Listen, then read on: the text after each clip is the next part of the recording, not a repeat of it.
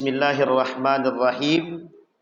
Assalamualaikum warahmatullahi wabarakatuh. Assalamualaikum warahmatullahi wabarakatuh.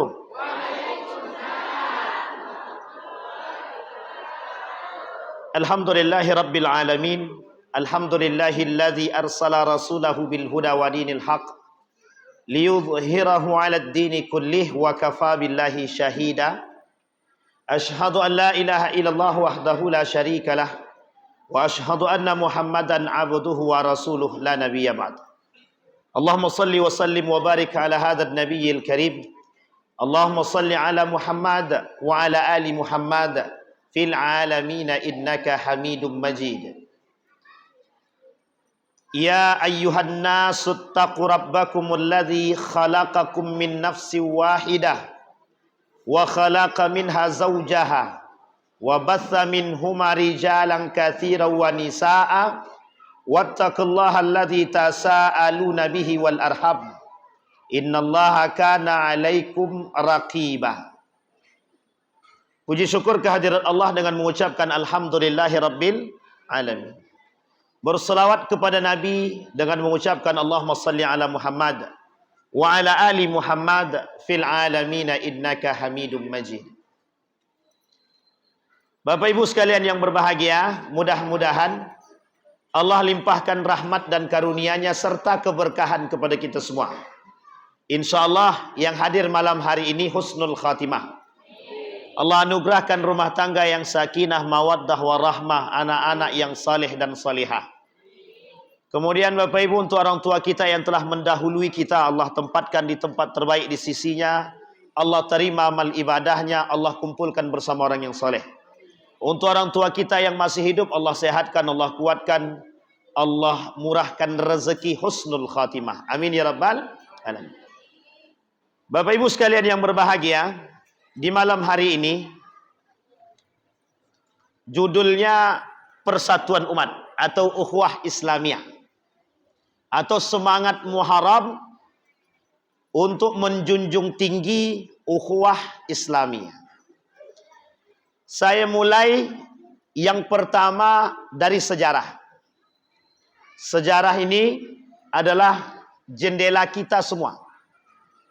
Tapi sebelum sampai di situ, saya melihat ada tanda kiamat di masjid ini. Tenang Bu. Jangan cepat-cepat. Tanda kiamat malam hari ini tuh jumlah perempuan lebih banyak dari laki-laki. Itu tanda kiamat tuh berarti. Ibu-ibu siap kiamat tak? Dah siap menghadapi kiamat atau belum? Siap tak siap? Kalau kiamat besok pagi bagaimana? Jadi siap tak siap? Tapi tenang Bapak Ibu, kiamat itu tidak akan terjadi sampai muncul 10 tanda kiamat besar. Satu di antara 10 tanda kiamat besar itu adalah Dajjal. Yang satu adalah Dajjal. Dajjal itu ada 2. Ada Masihid Dajjal, ada Dajjal-Dajjalan.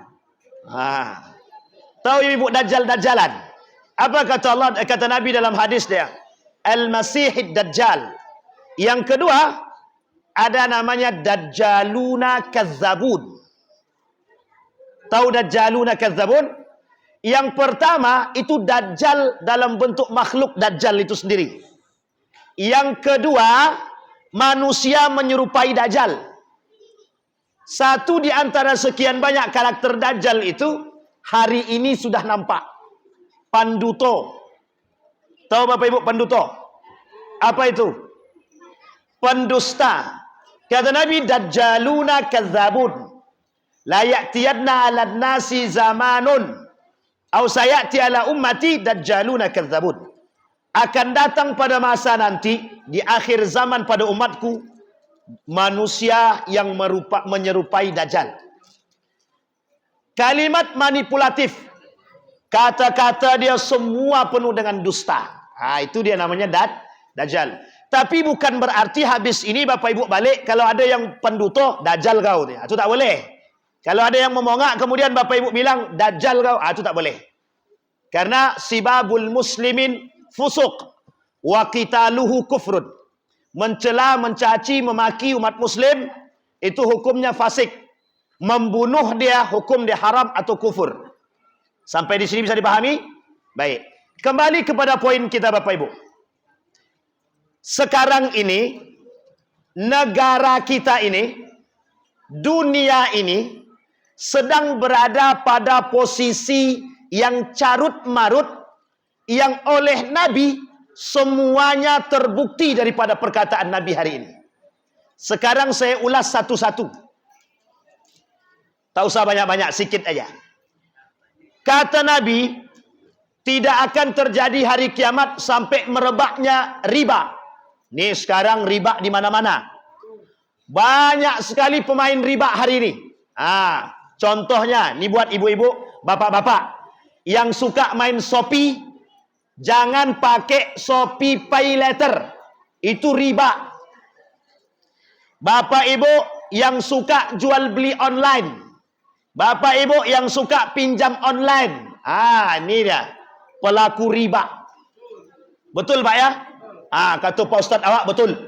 Ini penting Bapak Ibu untuk dipahami. Satu. Yang kedua kata Nabi. Yang kedua, kondisi umat di akhir zaman merebaknya perzinahan. Kata Nabi, la taqumus sa'ah hatta tazhar az-zina. Tidak akan terjadi hari kiamat sampai merebak dia zina. Sekarang saya tanya Bapak Ibu, di mana sekarang ada perzinahan? Di mana ada perzinahan? Di mana-mana ada zina sekarang. Zina tu banyak. Laki-laki perempuan berboncengan yang bukan muhrim, zina atau bukan? Di mana-mana zina. Laki-laki perempuan pegangan tangan, zina. Laki-laki perempuan pelukan, zina. Kalau yang suami istri lain cerita. Tak usah dibahas kalau suami istri. Itu jelas. Tapi kata Nabi, la taqumus sa'ah hatta tarau tunkahal mar'a fit tariq. Tak akan terjadi hari kiamat sampai kalian akan melihat perempuan-perempuan akan berzina di tengah jalan. Laki-laki dan perempuan berzina di tengah jalan. Bak binatang. Apa maksudnya? Saking mudahnya kita temukan perzinahan. Dulu ada namanya doli. Harus jauh terbang ke Surabaya. Sekarang tidak usah jauh-jauh. Buka Google, klik prostitusi online. Ada semua. Pertanyaannya, mudah diakses apa tidak? Mudah diakses apa tidak Bapak Ibu? Sangat mudah diakses. Yang kedua, sekarang kondisi kita yang ketiga. Kata Nabi dalam hadisnya begini, la taqumus sa'ah hatta tazhar sab'ina kazzab. Tidak akan terjadi hari kiamat sampai muncul 70 para pendusta di muka bumi ini. Sekarang saya tanya, berapa jumlah para pendusta sekarang? Ada 70? 7.000 kata Pak Imam 7.000. Di atas 70 ada 7.000. Itu bahasa kiasan. Saking banyaknya para pendusta hari ini. Para pendusta hari ini, pengkhianatnya hari ini. Merekalah yang melakukan perpecahan terhadap umat manusia hari ini.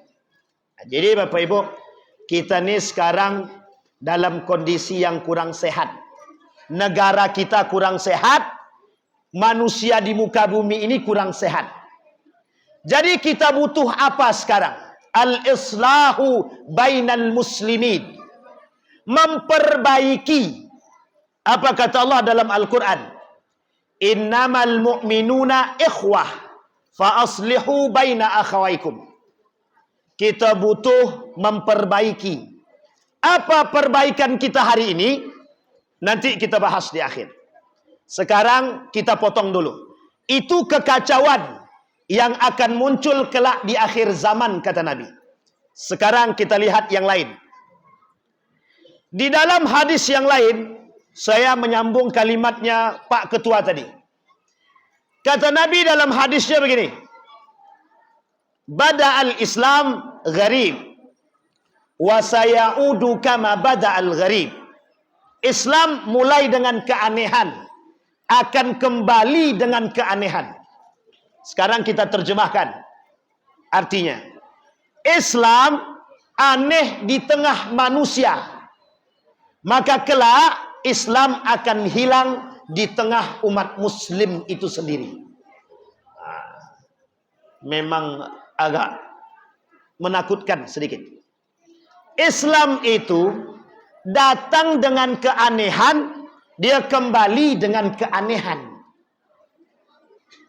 Bapak Ibu sekalian yang berbahagia, apa maksudnya kembali dengan keanehan dan datang dengan keanehan? Nah, coba kita selesaikan dulu pembagian snacknya dulu. Kita selesaikan dulu. Tidak apa-apa, bagi dulu. Tidak apa-apa, bagi dulu. Kalau sudah selesai kita lanjut. Bagi dulu, tak apa-apa, bagi dulu. Yang belum dapat angkat tangan, Bapak Ibu. Yang belum dapat, kita bagi dulu. Oke, kalau sudah kita lanjut. Aman Bapak Ibu? Baik. Kata Nabi, Islam ni aneh di telinga orang-orang kafir Quraisy. Nabi datang dengan agama yang baru.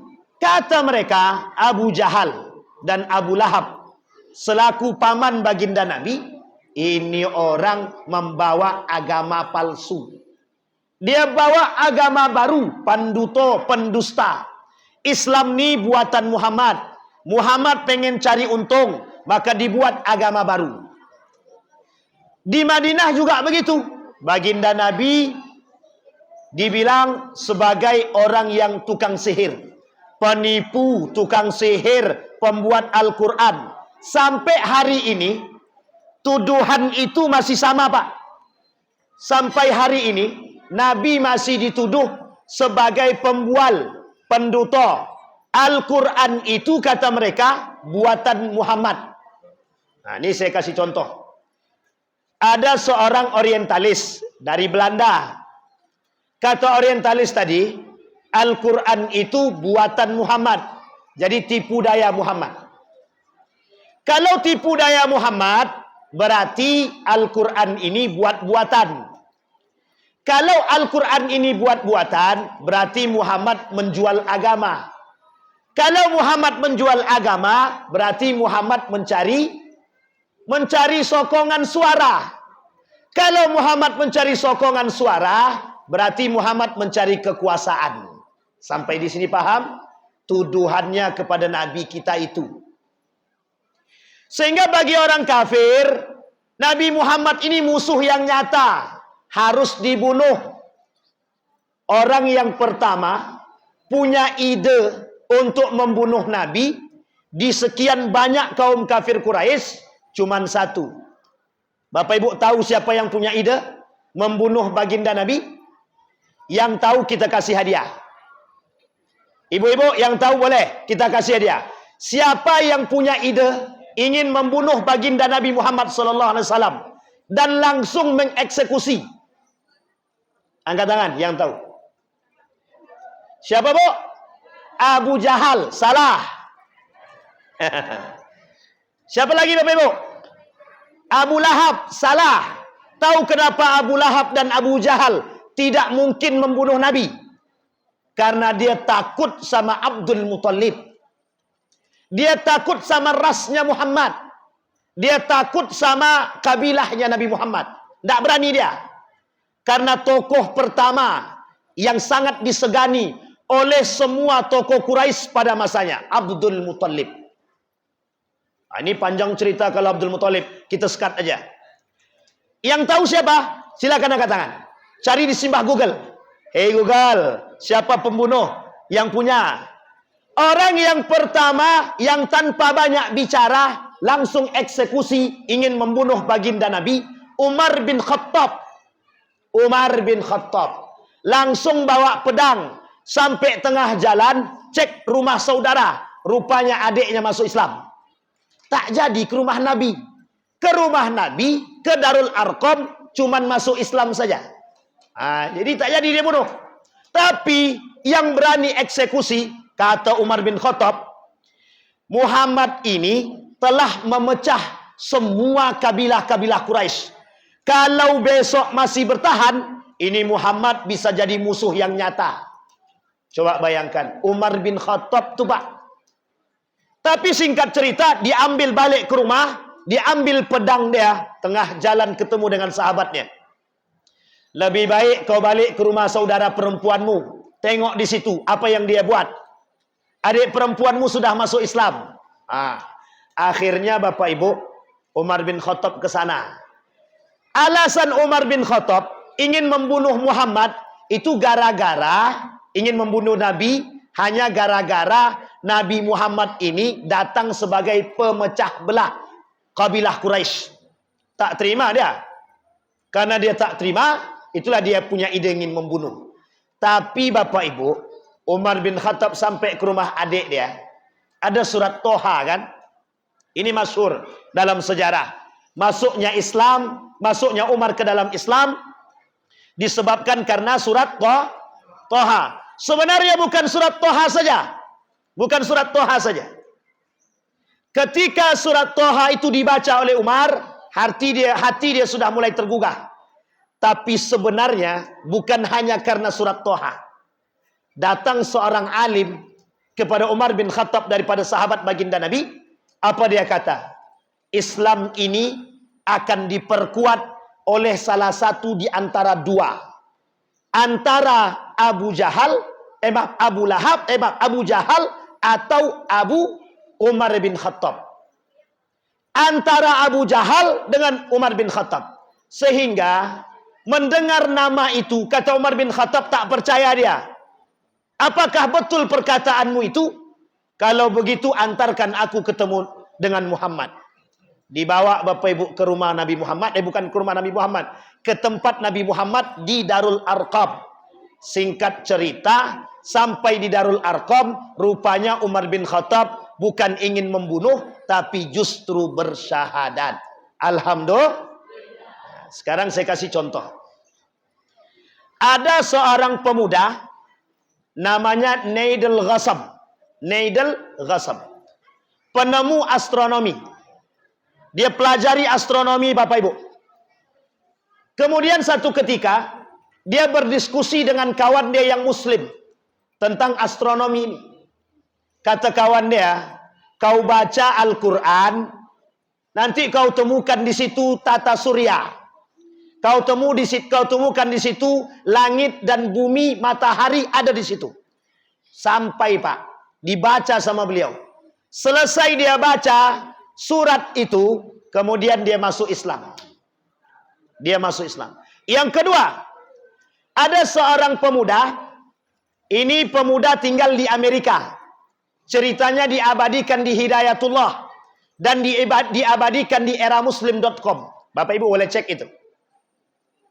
Pemuda ini, dia preman, narkoba, pemabuk. Singkat cerita, satu ketika preman ini ingin menyiksa seorang wanita muslimah. Tapi Bapak Ibu, sebelum dia menyiksa perempuan itu, laki-laki ini ditabrak mobil. Bayangkan, tidak ada yang mau membantu dia. Karena tahu dia mabuk, karena tahu dia perusak, karena tahu dia pelaku kezaliman, hanya perempuan yang berkerudung yang dia ingin siksa tadi yang membantu dia. Ditungguin sampai dia sadar di rumah sakit. Singkat cerita, dia tanya, kenapa engkau mau membantu aku? Dijawab sama perempuan muslimah tadi, kita ini manusia, sama-sama manusia harus saling tolong bantu. Padahal perempuan ini tidak tahu kalau laki-laki ini mau mencelakai dia. Itu karena perempuan tadi tidak tahu. Apa kata perempuan tadi? Kita ini sama-sama manusia. Dalam agama kami, diajarkan bagaimana membantu orang lain tanpa pandang bulu. Nanti kita lihat dalam sejarahnya. Ada apa tidak? Singkat cerita Bapak Ibu, melihat kehebatan perempuan tersebut, Masuk Islam dia hanya karena akhlak mulia tadi. Hanya karena bantuan perempuan tadi, dia masuk ke dalam Islam. Dia bersyahadat kepada Allah. Alhamdulillah. Kembali kepada poin kita. Nah, Umar bin Khattab, hati yang keras bisa lembut. Karena apa? Karena Al-Quran. Kita umat muslim, sudah muslim, harusnya jauh lebih lembut daripada mereka yang baru masuk Islam. Sampai di sini paham ya Bapak-Ibu? Kita punya Al-Quran, kita punya Islam. Islam mengajarkan kelembutan kepada kita. Harusnya kita bisa lebih kuat daripada orang-orang kafir. Pertanyaannya, mengapa kita lebih lemah daripada orang kafir hari ini? Nah, itu nanti kita jawab di akhir. Sekarang kita masuk poin tadi. Maka Bapak Ibu sekalian yang berbahagia, orang yang ingin membunuh Nabi Muhammad SAW pertama sekali adalah Umar bin Khattab. Setelah Umar bin Khattab masuk Islam, Islam kemudian disebarkan secara terang-terangan. Singkat cerita, Nabi disiksa, mereka diembargo, tak dikasih makan, tak boleh ke Ka'bah dan lain sebagainya. Turun perintah kepada Nabi untuk berangkat berhijrah. Kemana Bapak Ibu berhijrahnya? Ke Yasrib, Madinatul Munawwarah. Sekarang saya lihat, yang ingin saya angkat bukan persoalan hijrahnya, tapi yang ingin saya angkat sejarah tanggal Muharramnya, sejarah bulan Muharramnya. Bulan Muharram ini adalah bulan pertama sekali Nabi berhijrah. Penetapan perbuatan itu akan dilakukan pada tahun kedua setelah Nabi berhijrah. Nama Hijriyah diambil dari hijrahnya Nabi. Nama Hijriyah diambil dari hijrahnya Nabi. Sehingga Nabi hijrah, kata Umar bin Khattab dalam ijtihadnya, ya Rasulullah, kita tidak punya tanggal, kita tidak bisa menentukan sesuatu. Oleh karena itu, kita harus buat penanggalan. Disinilah kemudian berawal sejarah, diambil cerita daripada Hijriyah, itu hijrahnya baginda Nabi Muhammad sallallahu alaihi wasallam. Jadi sampai di sini paham ya Bapak Ibu? Sekarang saya lihat, saya ajak Bapak Ibu untuk hilangnya Islam di tengah kita sekarang. Dari persoalan penanggalan. Jangan ada yang tersinggung. Kalau tersinggung berarti dia bukan muslim. Sejarah penanggalan Masehi itu diterbitkan oleh Kristen. Oleh Kristen masa dulu. Nama bulan yang terkandung dalam Masehi semuanya nama-nama dewa. Martius, Junius diambil dari nama-nama dewa. Maret, Juni, Januari, Februari sampai Desember semuanya nama-nama dewa. Sampai di sini sudah bisa dipahami? Umat muslim punya penanggalan tapi tak pakai. Tapi umat muslim baru sadar penanggalan ini lebih tepatnya pada abad ke-19. Lah kok baru sadar penanggalan Masehi ini datang dari Kristen? Penanggalan Masehi ini datang pada masa Kristen lama. Lah kok umat muslim baru sadar? Kok masih bahagia? Peringatan tanggal 1 Muharram setiap tahun, tapi masih pakai bulan Masehi. Bahkan saya tak yakin kita semua hafal. Tak yakin saya kalau kita semua ini hafal bulan-bulan Arab. Kenapa kita tak hafal? Karena di sekolah lebih familiar tanggal Januari, Februari, Maret, April sampai akhir. Sama halnya dengan hari Minggu. Tahu Bapak Ibu hari Minggu? Ada pendeta namanya Domingo.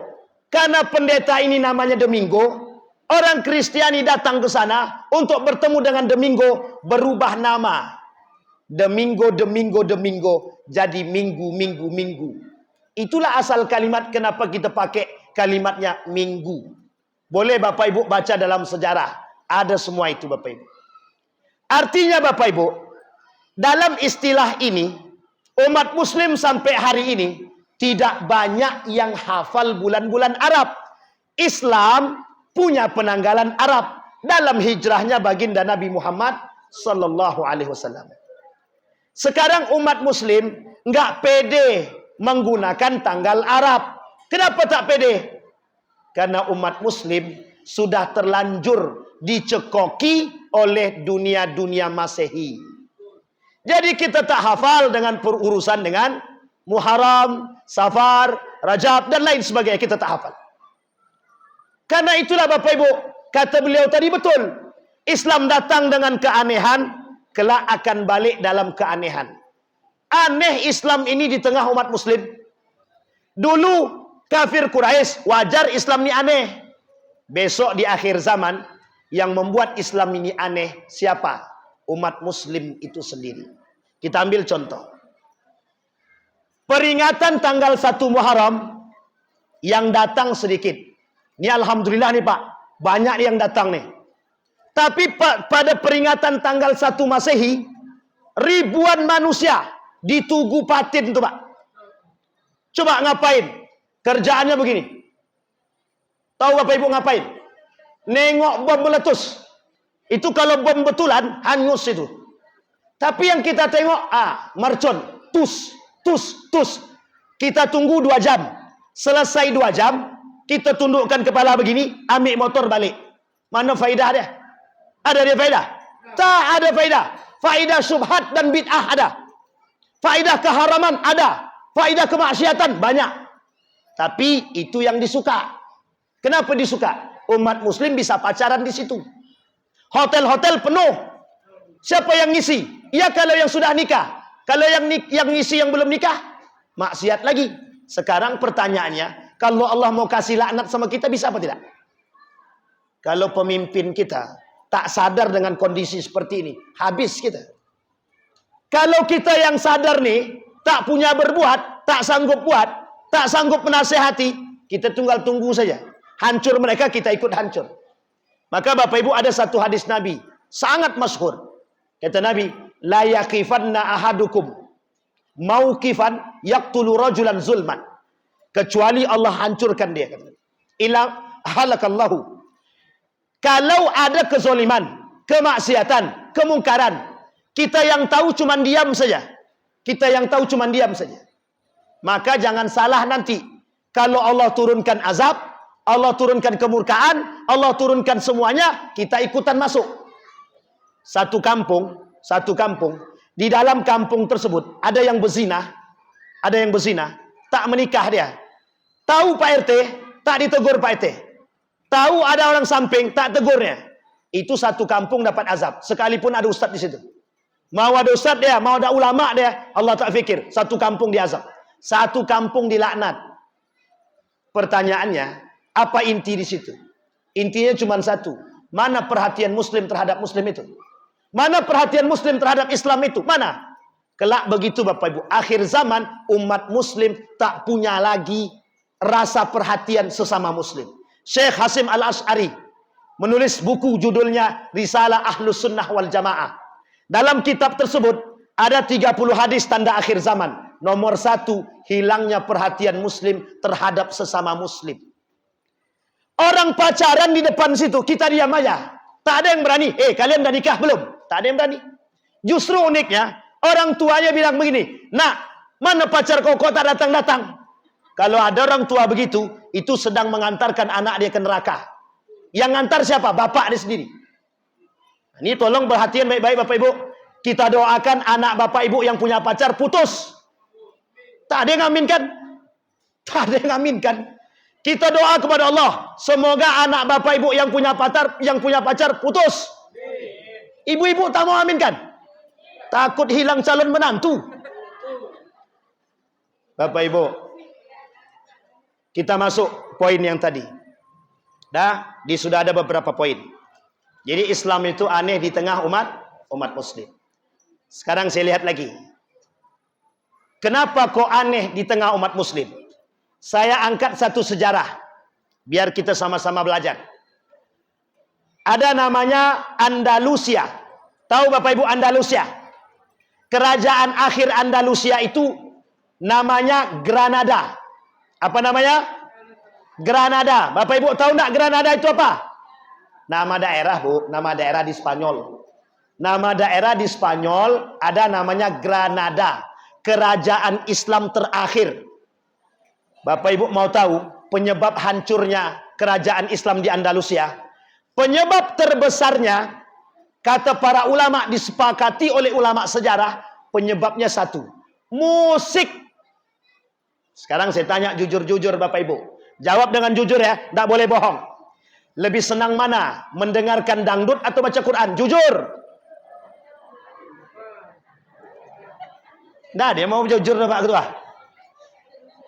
Ini saya kasih satu contoh ya Bapak Ibu ya. Saya kasih satu contoh. Ini fakta dan nyata. Karena berhadapan dengan diri saya langsung. Saya bilang begini Pak Ketua. Ada di kajian Majelis Taklim ibu-ibu. Saya bilang begini. Ibu-ibu yang masih joget, hukum joget itu haram oleh sebagian ulama. Saya bilang begitu. Hukum joget itu bagi perempuan di hadapan yang bukan muhrim dia haram. Tahu Bapak Ibu apa yang dibuat oleh Majelis Taklim itu? Oleh ibu-ibu itu? Pas 17 Agustus berjoget dia, divideokannya, kirimnya ke saya. Coba bayangkan, memang ditantangnya betul. Tengok kami sedang berjoget katanya. Astagfirullah wa atubu ilaih. Coba bayangkan tuh. Lebih enak Bapak Ibu mendengarkan musik. Ziryab, ada namanya seorang pemuda namanya Ziryab, ahli seni dan musik pada masa Andalusia. Orang pertama yang membawa musik ke dunia Islam itu namanya Ziryab pada masa Daulah Andalusia. Ini orang ini yang tukang bawa nih, pelaku bid'ahnya dia ini, pelaku kefasikan dia ini. Sampai di Spanyol, sampai hari ini di Eropa, orang sangat senang dengan musik ketimbang baca Al-Quran. Tak usah di Eropa Pak Ustaz, di sini pun begitu. Lebih senang mana? Baca Quran atau dengar musik? Sekarang kita uji lagi kejujuran ibu-ibu dan bapak-bapak. Berapa kali baca Quran dalam sehari? Sekali dalam sehari. Alhamdulillah ya Allah. Sekarang kita lihat. Berapa kali dengar musik dalam sehari? Tidak ada. Ini baru kampung yang diberkahi. Entah tak ada yang mau ngaku, entah apa tak tahulah kita. Na'udzubillah. Sekarang kita lihat hadisnya Nabi. Perkataan Nabi ini terbukti apa tidak secara hadisnya? La taqumu sa'ah hatta tazhar yaumal qiyamati. Maaf. La taqumu sa'ah hatta tazhar al-maharif wad-dusbah bainan nas. Tidak akan terjadi hari kiamat sampai kalian akan melihat merebaknya biduan dan musik. Biduan dan musik. Sekarang saya tanya, betul apa tidak? Ada kajian, pengajian pakai joget-joget dangdut. Itu kira-kira boleh apa tidak? Itu subhat dan itu bid'ah paling sesat di akhir zaman. Dibuat panggung besar-besar. Isinya kajian. Tapi sebelum kajian ada biduan joget-joget. La ilaha illallah. Subhat bid'ah akhir zaman. Kata Ibnul Qayyim Al-Jauziyah, fitnah di akhir zaman itu dua. Subhat, syahwat. Ini Bapak Ibu, biar Bapak Ibu tahu, ini yang ngomong Nabi semua, bukan saya. Hadisnya ada 200 lebih hadis tentang tanda datangnya hari kiamat. Dan itu dibukukan oleh dalam kitabnya Sunan Abi Daud dalam bab khusus namanya bab Al-Fitan. Fitnah-fitnah di akhir zaman. Pertanyaannya, di mana letak kekuatan umat muslim lagi? Tak ada. Al-Quran tak tertanam dalam diri mereka. Karena musik lebih tinggi daripada Al-Quran. Al-Quran dibaca sebagai bacaan, bukan makna yang dikumandangkan. Orang banyak penghafal Quran, tapi sedikit yang mengamalkan. Sampai Nabi bilang sendiri, kata Nabi dalam hadisnya, la yabqal Islam illa ismuh, wa la yabqal Quran illa rasmuh. Islam tak akan tersisa kecuali tinggal nama. Al-Quran tak akan tersisa kecuali tinggal tulisan. Hari ini kita saksikan banyak penghafal Quran tapi tak mengerti isi Al-Quran. Justru dia buat dengan Al-Quran pecah belah umat. Na'udzubil, summa na'udzubil. Sekarang saya lihatin sejarah lagi sama Bapak Ibu.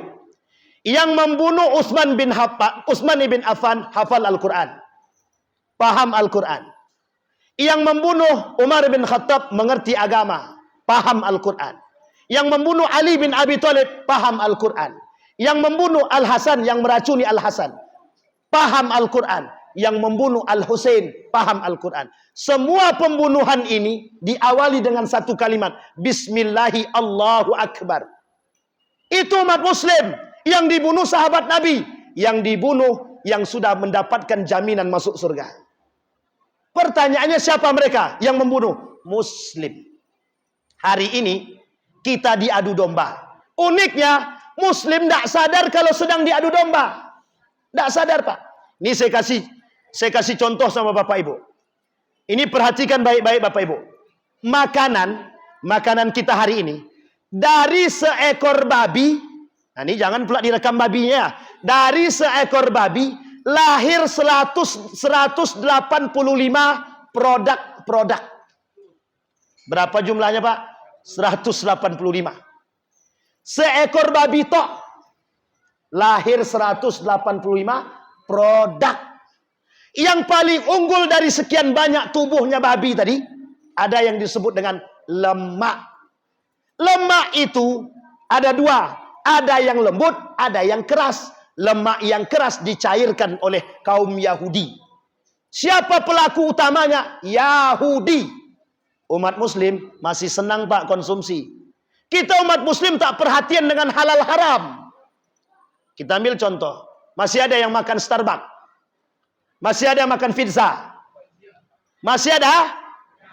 Kalau masih ada, cepat-cepat tobat. Nanti kalau saya kerasin, jangan marah ya. Yang masih ke pizza, Starbucks, KFC, munafik. Kenapa saya bilang begitu? Itu yang punya Yahudi. Nah, coba bayangkan. Ada kuaci dulu, Bapak Ibu. Dulu ada kuaci. Warna merah plastik dia. Tahu Bapak Ibu campurannya apa? Minyak babi. Masih dimakan. Masih. Enak pusat. Kacau tuh. Saking seriusnya, Pak. Mereka menghancurkan kita serius. Nih saya perhatikan lagi. Ada satu kejadian yang baru-baru ini terjadi. Saking seriusnya, Pak, mereka. Ada satu organisasi lembaga swadaya masyarakat, LSM. Atau lebih tepatnya lembaga sosial. Namanya lupa pula saya namanya. HGF. Humanitarian Gaza Humanitarianity Foundation, GHF. Ini lembaga sosial yang punya awalnya perorangan, sekarang diambil alih. Tahu Bapak Ibu yang ambil alih siapa? Evangelis. Tahu evangelis? Evangelis ini kelompok pendukung Israel. Tahu apa yang mereka buat kepada penduduk Palestina? Dimasukkannya narkoba sama nikotin, dicampurnya dalam tepung, diberikannya kepada anak-anak Gaza. Saking seriusnya, Pak, untuk membunuh kita. Tapi kan kita tak sadar. Sama, Pak, makanan yang kita makan sekarang nih, begitu keadaan kita sekarang. Makanya mohon maaf, umat muslim ini lemah-lemah sekarang. Penyakit jantung, umur 40 tahun penyakit jantung, ginjal, dan lain sebagainya. Orang zaman dulu, umur 70, 80, jalan kaki, Pak, masih sehat. Yang dimakan jelas. Coba perhatikan itu. Kita dihadapi dengan kondisi begini. Sekarang, kondisinya sudah begini, Pak. Sudah carut marut. Kalau menyadarkan orang sulit, sekarang saatnya untuk menyadarkan. Tapi kalau kita masih berbuat, itu masalah, Pak. Kalau kita sudah tahu, tapi kita masih buat masalah. Indofood. Tahu Indofood? Yang masih makan Indomie, tobat dari sekarang. Indofood membantu KFC investasi dana. 40% daripada Indofood, investornya Yahudi. Masih mau makan? Masih mau makan? Masih, kata dia. Itu masalah tuh, Pak. Tapi yang masih makan kan dulu belum tahu. Kalau sekarang sudah tahu, jangan makan lagi. Kita makan yang sehat-sehat aja. Kenapa saya harus sampaikan ini? Pak, kalau kita bicara Islam, Kita jelas yang kita makan tuh jelas. Kita orang mukmin ini, Allah tak kata lagi, hei orang beriman, makan yang halal dan baik. Bukan. Hei orang beriman, makan yang baik-baik. Kenapa tak disebutkan halal? Umat muslim, orang beriman, pasti mencari yang halal. Itu pasti. Tapi kalau manusia, disampaikan oleh Allah, hei manusia, coba ikuti umat muslim. Yang dimakan dia, yang halal lagi baik. Itu umat muslim. Maka Bapak Ibu, kalau kita tak sadar dengan makanan ini, kita hari ini dibombardir oleh mereka dalam berbagai macam hal. Orang merokok. Ini Bapak Ibu jangan tersinggung lah. Jangan tersinggung bapak-bapak yang merokok. Ini tak ada niat singgung nih. Yang punya Sampurna itu, anak turunannya satu pun tak ada yang merokok. Diharamkan sama dia untuk merokok. Orang Yahudi, dalam kitab, dalam buku orang Yahudi itu, mengharamkan imunisasi kepada anak-anak dia. Cuman, yang buat dia, orang lain suruh pakai. Termasuk kita kan, diimunisasi. Tapi Yahudi tak mau pakai imunisasi, tak mau. Bapak Ibu harus tahu itu. Nah, coba bayangkan. Covid lagi kata beliau kan. Itu penyakit juga. Sekarang kita kembali. Kita kembalikan. Sampai di sini sudah bisa dipahami Bapak Ibu? Ini kondisi kita sekarang. Kondisi kita di akhir zaman. Kalau kita bilang jangan pacaran, apa jawaban mereka? Urusan aja lah, urus Ustaz sendiri gitu ya. Biar itu urus, mau kami pacaran kek, mau kami berzina kek, itu hak kami. Coba bayangkan. Itu urusan manusia sekarang. Mereka tak peduli. Umat muslim tak peduli dengan nilai Islam. Tak peduli. Maka kata beliau tadi, kita yang bisa meningkatkan nilai-nilai agama. Nabi mengingatkan anak muda, namanya Ibnu Abbas. Apa kata Nabi? Ibnu Abbas, hei gulam, ihfazillah yahfazka. Jaga dirimu Allah. Maksudnya apa? Ibnu Abbas disuruh menjaga Allah. Bukan. Ibnu Abbas disuruh oleh Nabi menjaga nilai-nilai agama. Kalau dia berhasil menjaga nilai agama, maka niscaya Allah akan menjaga diri dia.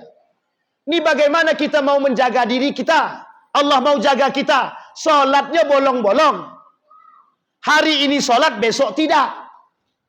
Umat muslim hari ini mohon maaf Bapak Ibu, saya sampaikan lagi. Kenapa kita nih masjid kita jarang anak muda sekarang? Yang di sini banyak alhamdulillah. Tapi Bapak Ibu kalau datang ke Pekanbaru boleh tengok. Boleh tengok. Selain daripada Masjid Salafi tapi Bapak Ibu boleh tengok. Itu mohon maaf Pak mohon maaf saya sebutkan aja enggak apa-apa itu. Karena memang banyak isi anak mudanya. Tapi di masjid yang lain kita tidak temukan anak muda Pak, kecuali 1, 2, 3 orang. Kita lihat sekarang Bapak Ibu, yang penting yang mana? Bapak Ibu menyampaikan kepada anak dengan kalimat seperti ini. Nak, terserah kau nak kemana. Yang penting kau sholat. Betul apa salah? Sekarang saya tanya, perkataan ini betul apa salah? Salah. Nak, yang penting kau sholat di masjid. Bukan yang penting kau sholat. Jadi dia ke kafe, yang penting dia sholat. Nak ke masjid, tak ke masjid, tak urus. Maka isinya yang di masjid itu, yang tua-tua. Yang menurut sebagian secara umur, bentar lagi. Lansia, usia senja. Kenapa yang tua-tua yang banyak mengisi masjid?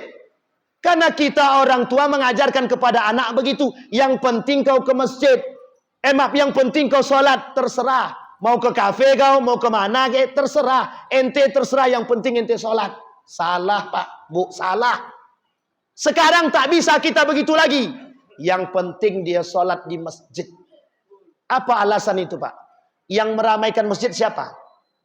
Bapak Ibu, kita lihat simbol persatuan umat muslim. Bapak Ibu kalau pengen tahu simbol persatuan umat muslim, tengok di masjid. Sekarang saya sampaikan 2 hadis. Ini tentang masjid.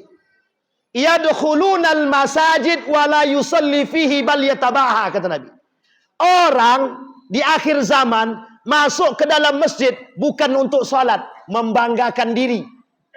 Kalau bukan aku yang ketua masjid, tidak jadi bangunan masjid ini. 1. Ada yang lain, ada. La yusalli fihi bal yatabaha. Mereka berbondong-bondong, berbangga-bangga masuk ke dalam masjid. Artinya apa Bapak Ibu? Masjid yang harusnya jadi simbol persatuan, mohon maaf, banyak masjid di sono itu berkelahi, Pak.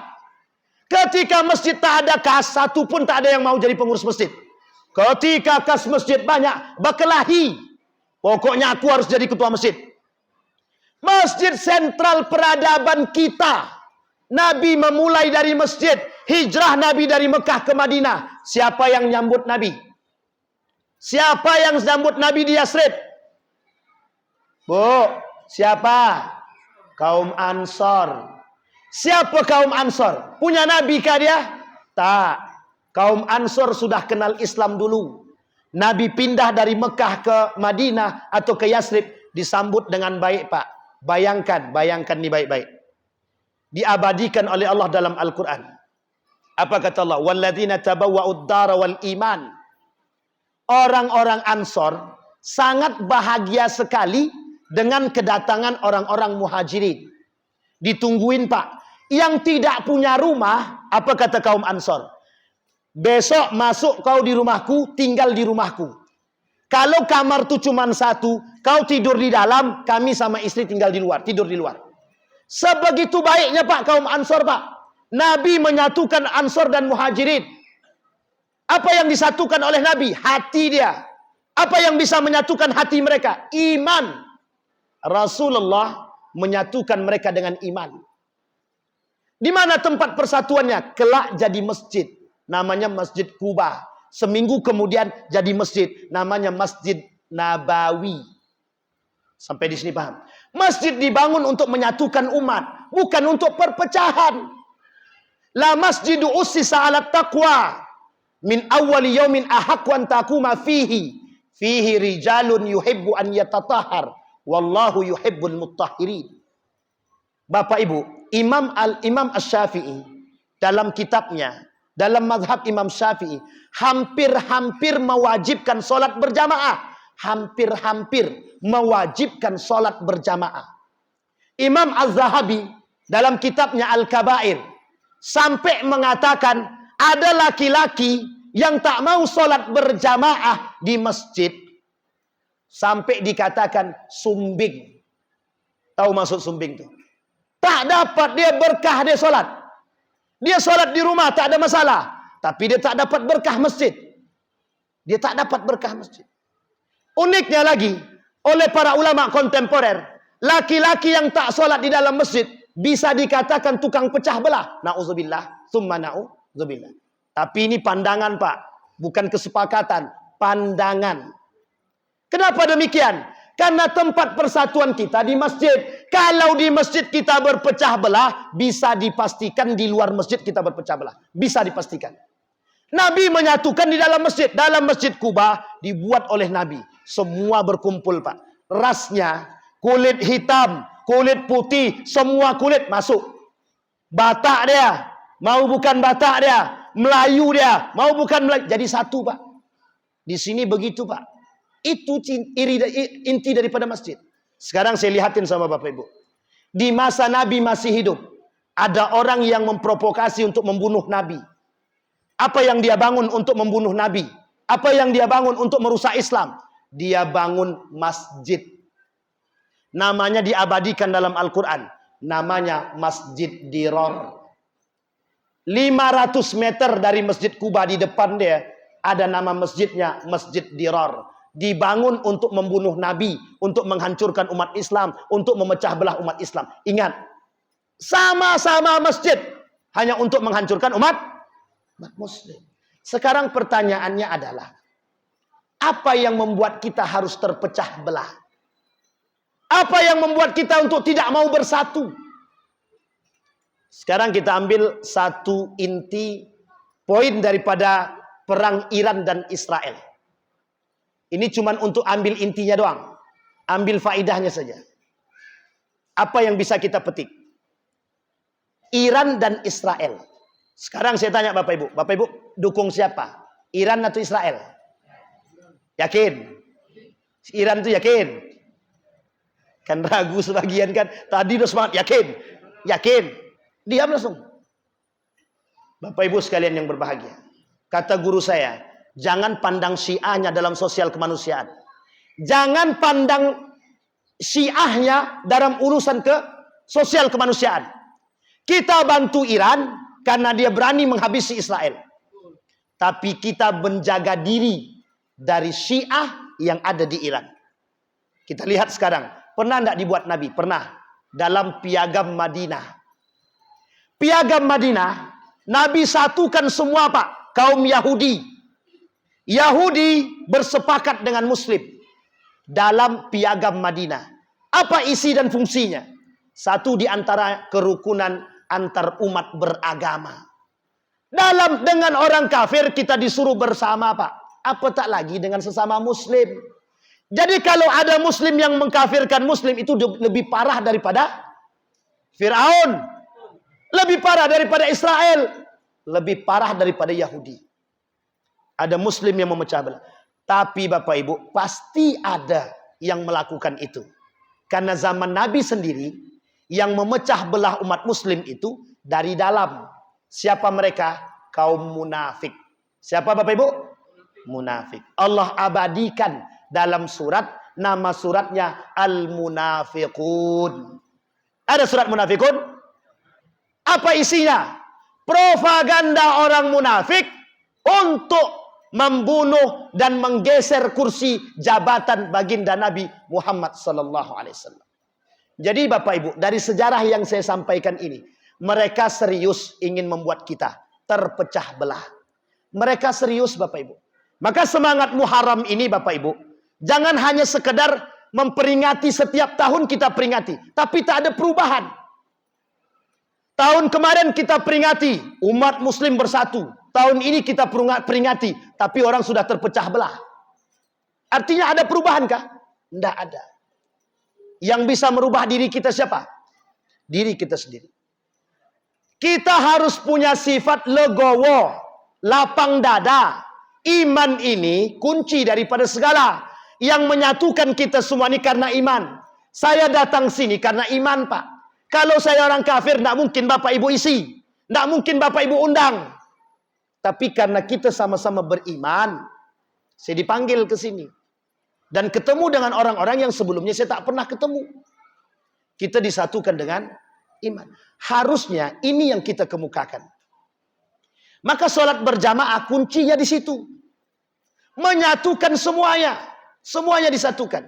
Coba bayangkan. Perintahnya cuma satu dalam hadis Nabi. Sawwu wa tarasu wa suddul khalal. Dilanjutkan kalimatnya. Sawwu sufufakum fa inna taswiyatas sufufi min iqamatis salah. Ini ilustrasi Bapak Ibu, kiasan untuk global.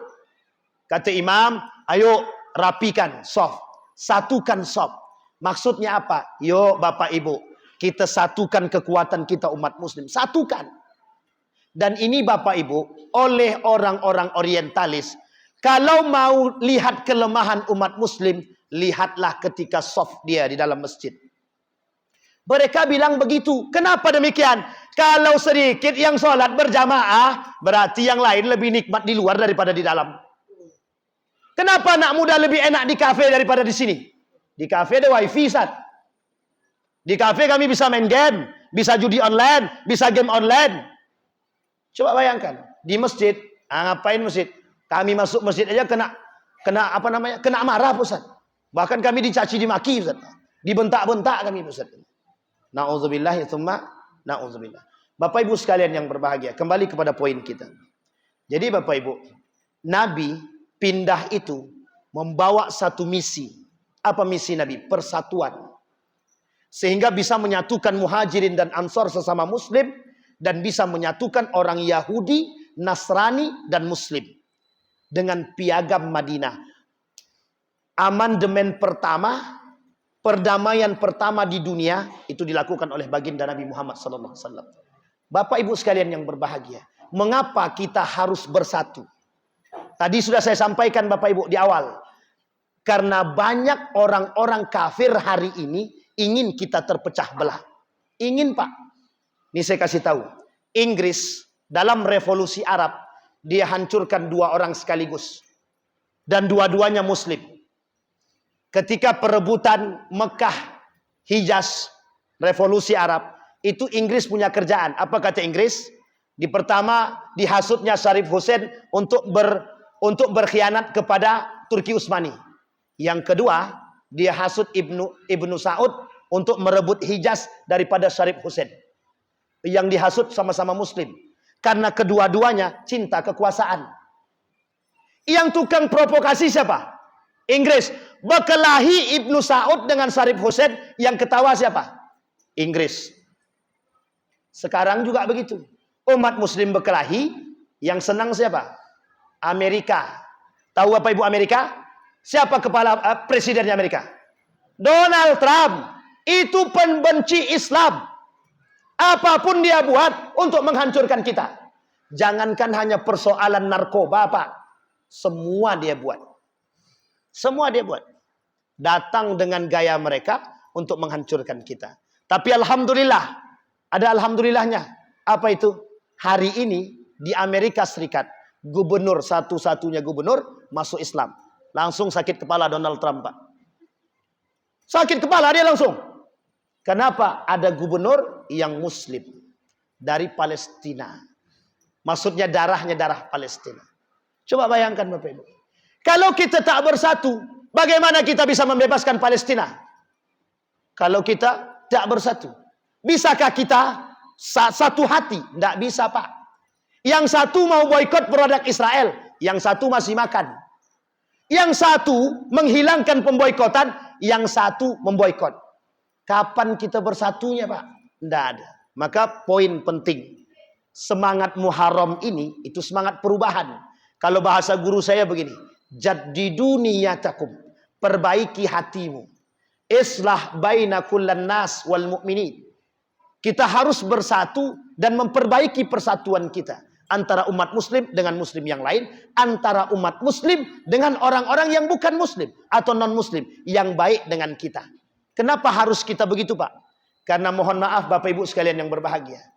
Kalau kita tak bisa berdamai dengan kondisi kita. Kalau kita tak bisa bersatu dengan umat muslim. Kalau kita tak bersatu sesama mukmin, maka disinilah kunci roboh dan hancurnya Islam. Sekarang saya lihatkan satu hadis. Kata Nabi, penyebab lemahnya umat muslim banyak tapi terpecah, katanya. Banyak tapi tak bersatu, banyak tapi tak kuat. Kata Nabi cuma satu penyebabnya, wahan. Tahu Bapak Ibu wahan? Wahan tuh cinta dunia dan benci mati. Sekarang saya tanya, kenapa ada umat muslim membela Israel? Abu Janda itu muslim apa bukan? Abu Janda muslim apa bukan? Mengaku muslim, tapi yang dibela Israel. Kira-kira. Ada enggak pendukung Abu Janda nih? Banyak. Muslim apa bukan? Muslim. Apa motif dia? Fulus. Motif dia fulus. Kalau tidak ada fulus, enggak mulus. Dia butuh duit, Pak. Dia butuh duit. Sehingga dia harus koar-koar pembela Israel. Yang membela Syiah, yang membela Iran, berarti dia Syiah. Lebih berbahaya daripada Israel. Munafik, kata dia. Nah, coba bayangkan. Siapa dia? Abu Janda, Muslim. Ade Armando. Apa kata Ade Armando? Kata Ade Armando, tidak ada dalil tentang sholat wajib 5 waktu dalam Al-Quran. Ada enggak pendukung Ade Armando? Banyak. Coba cara menghancurkan Islam. Dia provokasi umat muslim yang lain. Akhirnya apa? Banyak yang mendukung dia. Kita yang benar, yang meyakini, justru tak ada komen apapun, Pak. Diam aja. Maka karena kita diam, karena kita terpecah, orang-orang seperti mereka merajalela dengan seksama. Senang dia, senang. Dia dapat duit, dia berhasil, bisa masuk TV, famous, terkenal. Duitnya banyak. Sampai di sini bisa dipahami Bapak Ibu. Kita umat muslim hanya bisa diam dan gigit jari. Hanya menerima kekacauan dan kemungkaran serta kemaksiatan. Dengan mencoba untuk menerima apa adanya. Itu kesalahan kita, Pak. Tapi coba kalau kita kuat. Ada orang jual khamar di depan. Misal. Kalau tak berani satu orang, ajak yang lain. Yuk kita demo. Kalau bisa cara baik-baik. Datang rame-rame ke situ. Besok bang jangan jual minuman khamar lagi di sini ya. Kalau datang yang rame, kira-kira besok dia jualan lagi tak? Kalau cuma datang satu orang, kurus pula lagi. Alamak Tuhan, kata dia. Tak usah ikut campur lagi, kata dia. Sampai di sini mohon maaf Bapak Ibu. Kenapa kita harus begitu? Kenapa tersebar di tempat kita sekarang? Kenapa tersebar Elngah Riau ini? Kenapa begitu tersebar luas? Karena kita biasa aja Pak. Kita tak punya keberanian untuk menentang. Kita takut. Kita diam. Sehingga mohon maaf. Mereka buat grup. Mereka terus komunikasi. Akhirnya pengikut mereka makin banyak. Sampai di sini bisa dipahami. Kenapa orang-orang berzinah makin banyak? Dulu Doli ada. Sudah tutup. Sembunyi-sembunyi zinahnya Pak. Sekarang terang-terangan. Muncul prostitusi online. Coba bayangkan. Jadi pelaku-pelaku perbuatan kemaksiatan dan kemungkaran itu dikasih tempat. Dan kita tidak berani untuk melawan itu. Kita takut Pak. Kita tak berani. Ada orang berkelahi, kita bukan tegur. Kita posting dulu ke Facebook. Baru kemudian datang orang rame-rame, baru kita untuk lerai. Inilah kondisi umat muslim. Kenapa demikian? Umat muslim lemah. Sekarang kita lihat apa penyebab lemahnya umat muslim. Satu, cinta terhadap dunia. Kata Nabi. Yang kedua, benci akan kematian. Adakah penyebab yang lain? Ada. Dicabutnya keimanan dalam diri orang-orang beriman. Dicabutnya roh Quran dari diri orang beriman. Dicabutnya oleh Allah dalam diri kita ini nilai-nilai keislaman. Sehingga mohon maaf. Kita jauh daripada nilai agama. Sehingga kelak di akhir zaman Islam hilang begitu saja di tengah umat muslim itu sendiri. Ramai yang memeluk Islam, tapi Islam tidak bersuara. Ramai yang memeluk Islam, tapi yang sholat di masjid sedikit. Ramai yang memeluk Islam, tapi yang membaca Al-Quran hanya 1, 2, 3 saja. Yang lain kemana? Dugem. Yang lain kemana? Ke kafe. Yang lain kemana? Dengar musik. Yang lain kemana? Konser. Yang lain kemana? Terserah kemana. Yang penting tidak membaca Al-Quran. Yang penting tidak sholat. Yang penting kami Islam. Sampai di sini paham Bapak Ibu?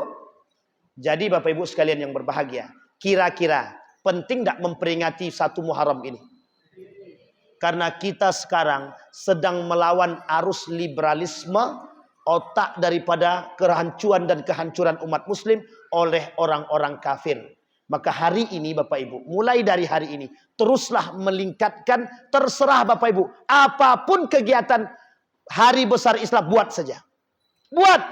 Biar syiar Islam itu makin nampak. Kenapa demikian? Karena syiar mereka jauh lebih tinggi ketimbang kita. Kenapa? Karena kita tak mau bersatu dalam mensyiarkan Islam tersebut. Kita ambil contoh. Di Papua, orang tak kenal Islam dulunya. Setelah diajarkan mandi pakai sabun oleh Ustadz Gramatan, baru mereka pakai sabun. Langsung masuk Islam gara-gara wangi. Artinya apa? Syiar Islam jelas. Islam wangi. Islam mengajarkan bersih. Hanya karena bersih dan wangi, banyak yang masuk ke dalam Islam. Ini ilustrasi dan kiasan. Artinya, kita umat muslim yang banyak ini, satu Ustadz Gramatan bisa mengislamkan sekian banyak orang. Sekarang pertanyaannya, sekian banyak ini kita umat muslim, apakah kita tidak bisa menebarkan wangi-wangi Islam ini kepada saudara-saudara kita? Berbeda pada hal furu'iyah, itu biasa. Tapi berbeda dalam urusan agama, itu hati-hati. Tapi kita dianjurkan menjaga kebersamaan. Sejauh orang kafir tidak menyakiti kita, kita tak boleh menyakiti mereka. Umirtu an uqatilan nasa hatta yashhad. Aku cuma diperintahkan untuk bertahan, kata Nabi. Kalau mereka serang, aku serang. Kalau aku tidak diserang, aku tak akan menyerang. Artinya umat muslim dituntut untuk bertahan, bukan menyerang. Artinya umat muslim diperintahkan oleh Nabi untuk bekerja sama dengan siapapun tanpa pandang bulu. Kalau kafir melawan kita, baru kita lawan. Kalau mereka tak melawan kita, kita tetap harus bersama. Daging kurban boleh dibagikan kepada orang kafir yang ada di sekeliling kita. Kenapa? Satu, Pak. Persatuan, persaudaraan, perdamaian. Sampai di sini bisa dipahami? Nabi dalam penaklukan kota Mekah, kunci Ka'bah kepada orang Yahudi.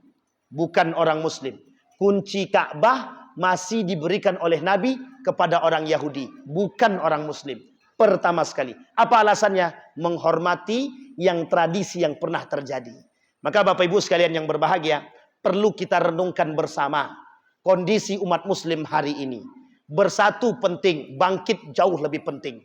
Dengan persatuan dan syiar Islam seperti ini, kita sedang membangkitkan peradaban Islam yang oleh mereka sudah mulai redup, hari ini kita angkat. Yang dulu orang tak mau kenal bahasa Arab, sekarang kenal bahasa Arab. Yang dulu orang tak mau berjilbab, sekarang sudah banyak yang berjilbab. Yang dulu orang tak sholat di masjid, sekarang sudah banyak yang sholat ke masjid. Berarti kita harus terus meningkatkan sedikit demi sedikit. Bisa dipahami Bapak Ibu? Baik. Maka Bapak Ibu sekalian yang berbahagia, yang terakhir saya sampaikan nasihat kepada kita semua daripada baginda Nabi Muhammad SAW. Apa kata baginda Nabi dalam hadisnya? Kata baginda Nabi Muhammad SAW, ya gulam, ihfazillaha yahfazka. Ya gulam, ihfazillaha tajid tujahak. Hei anak muda, jagalah olehmu nilai agama, niscaya Allah akan jaga dirimu. Hei gulam, jagalah olehmu nilai agama, niscaya apa yang engkau inginkan akan Allah kasih. Dan engkau akan bisa bertemu dengan dirinya, dengan Allah. Hei gulam, kata Nabi, hei gulam, wa in ijtama'al qaumu ala an yadurruka la yadurruka bi syai' illa qad kataballahu laka. Kalau ada manusia-manusia yang ingin membahayakan kalian, tidak akan bisa mereka membahayakan kalian kecuali yang sudah tertulis. Hei gulam, kata Nabi, tidak ada satupun di antara manusia yang bisa mengambil manfaat dari dirimu kecuali yang sudah tertulis, kata Nabi. Wa idza sa'alta fas'alillah wa idza sta'anta fasta'in billah. Kalau engkau minta sama Allah. Kalau engkau memohon pertolongan, mohonlah pertolongan kepada Allah. Bapak Ibu sekalian yang berbahagia, saya tutup dengan satu pernyataan Yusuf Al-Qaradawi. Islam ini bangkit di tangan umat Muslim. Islam ini bangkit dan kuat di tangan orang-orang beriman. Peradaban Islam tergantung pada orang-orang beriman. Beradab dia, muncul peradaban. Hancur tak berakhlak dia, maka hilang begitu saja. Mudah-mudahan ada manfaat bagi kita semua. Mudah-mudahan dari apa penyampaian saya ini, mudah-mudahan semakin menjadi menuntun kita untuk menjadi manusia yang beradab, berakhlak dan beriman dan berilmu. Insya Allah dari desa ini akan lahir generasi-generasi yang beriman, beradab dan peradaban Islam serta syiar-syiar Islam yang baik. Amin ya rabbal alamin. Fa'tabiru ya ulil absar la'allakum tuflihun. Assalamualaikum warahmatullahi wabarakatuh.